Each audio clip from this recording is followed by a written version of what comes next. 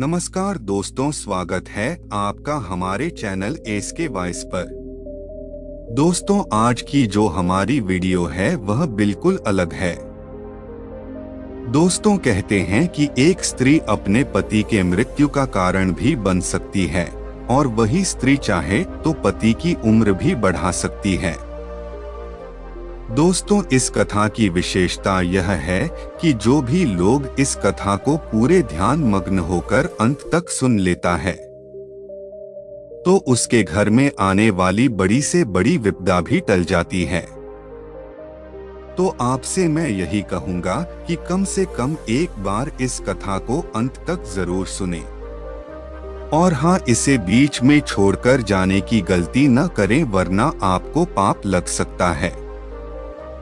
दोस्तों, एक बार कमेंट में जय श्री कृष्ण जरूर लिखें और चैनल पर पहली बार आए हैं तो चैनल को सब्सक्राइब अवश्य कर ले। तो मित्रों, चलिए कथा को प्रारंभ करते हैं। दोस्तों, मध्य देश में सत्यमेव नाम का एक राजा रहता था।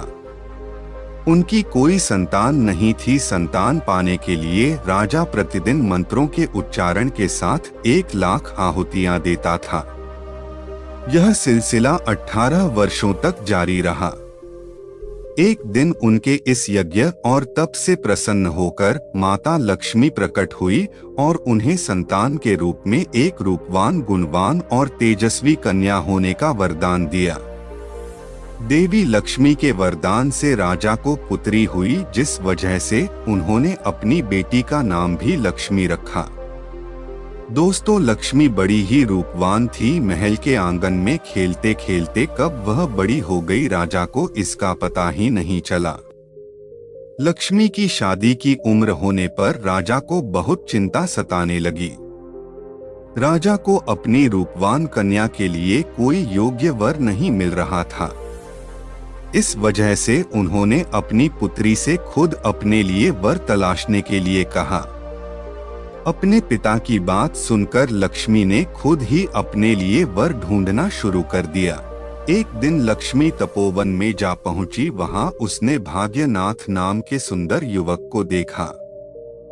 भाग्यनाथ एक राजकुमार था जो पूर्व देश के राजा आर्य का इकलौता पुत्र था।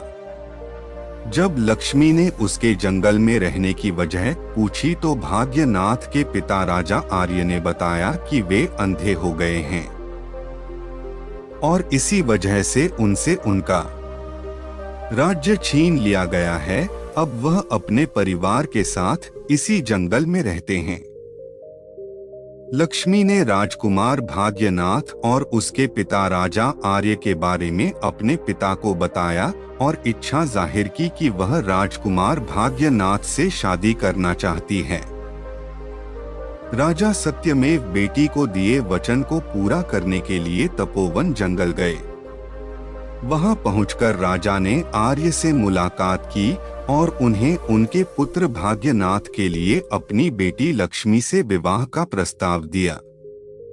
राजा सत्यमेव की बात सुनकर राजा आर्य ने बड़े ही निराश मन से कहा, हे राजन, मुझे आपका प्रस्ताव मंजूर है। मेरा पुत्र भाग्यनाथ गुणवान, धर्मात्मा और बलवान है।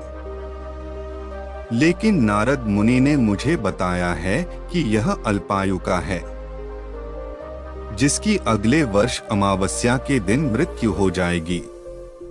इसलिए मैं आपसे और आपकी पुत्री से विनती करता हूं कि आप किसी और युवक से अपनी पुत्री की शादी करवाएं। राजा आर्य की यह बात सुनकर राजा सत्यमेव और उनकी बेटी लक्ष्मी काफी निराश हुए। लेकिन लक्ष्मी ने कहा कि एक आर्य समाज की स्त्री होने के नाते वह अपने मन में सिर्फ एक ही युवक को पति के रूप में देख सकती है। राजकुमार भाग्यनाथ के अलावा अब वो किसी अन्य युवक से विवाह नहीं कर सकती है। लक्ष्मी की जिद के सामने राजा सत्यमेव और राजा आर्य को झुकना पड़ा।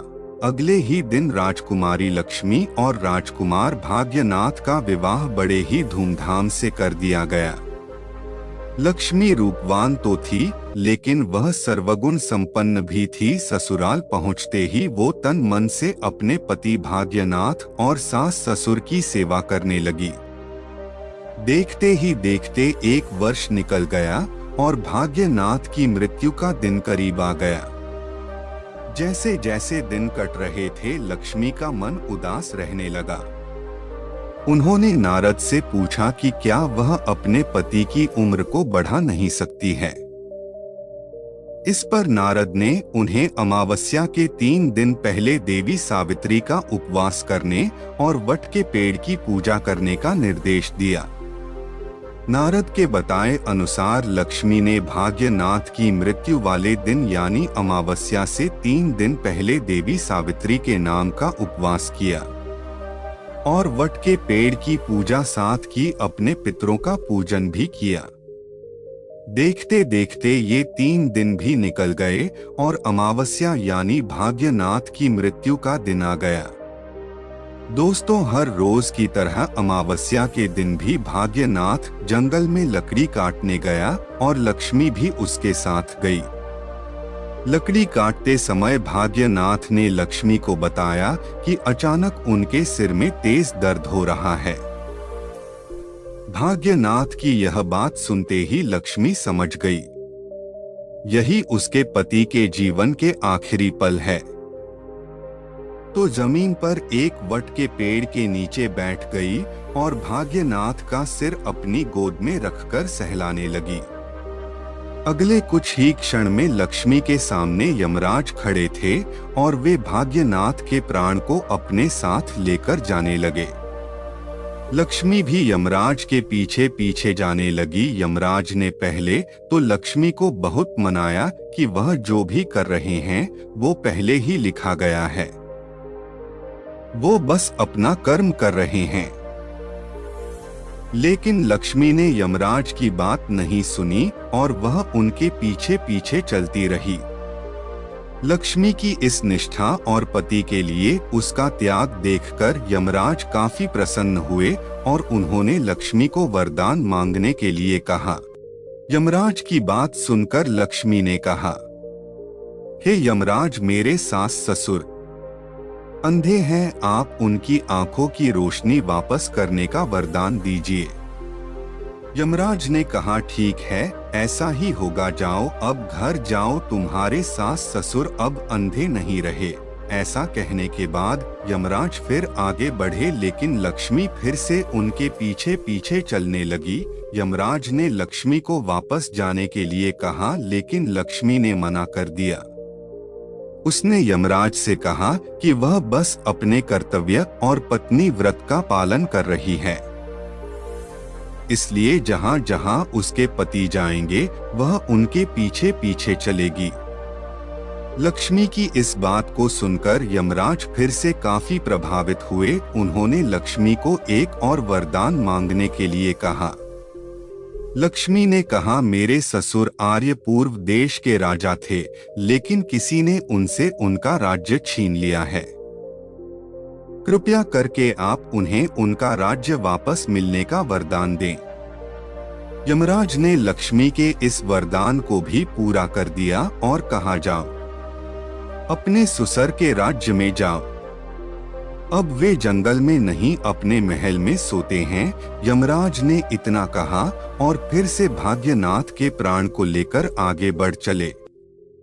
लेकिन अब भी लक्ष्मी उनके पीछे पीछे चली आ रही थी। यमराज यह देखकर काफी हैरान हुए। उन्होंने लक्ष्मी से इसकी वजह पूछी तो लक्ष्मी ने बताया कि एक पत्नी का फर्ज है कि वह वहीं रहेगी जहां उसका पति रहेगा। अगर उसे ससुर के महल में उसके पति नहीं होंगे तो उस महल में उसके जाने का कोई अर्थ नहीं है।